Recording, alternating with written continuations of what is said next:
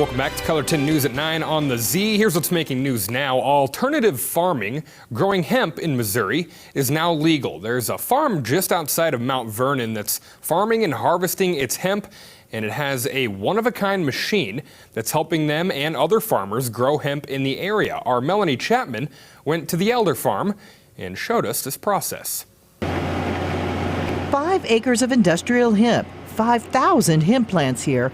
We went along with the team at Elder Farms to watch them harvest the plants with a machine they say is the only one of its kind in the world. What we're doing here today is we're running our hemp harvesting machine for biomass. So all of this is going to be extracted into CBD oil. Kyler Brown, co-owner of Elder Farms, says for many farmers, harvesting hemp is very labor-intensive and time-consuming.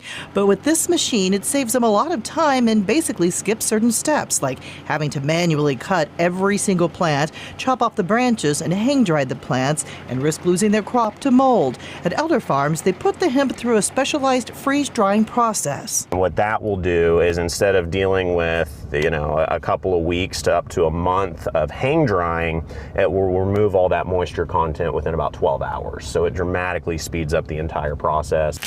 Even with the machine speeding up the process and stripping the plants from the stem, there is still a lot of work left to do, like manually stripping any remaining leaves from the stems.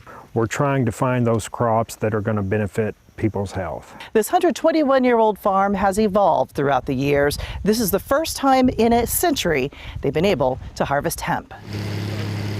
It's like a dream come true. David Bueller grew up on this farm, started up by his great-grandparents, and continued down the family line.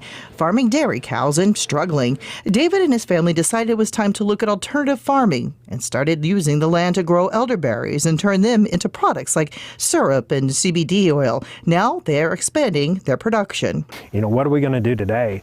Where it used to be just like, oh my God, here we go again. The same old routine where we're barely getting by. David wanted to keep the family farm, and he wanted to introduce new generations to it, including more women.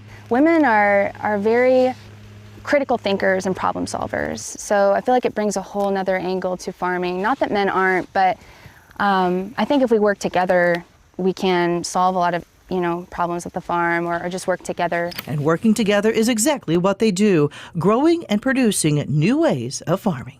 In Mount Vernon, Melanie Chapman, Ozarks First.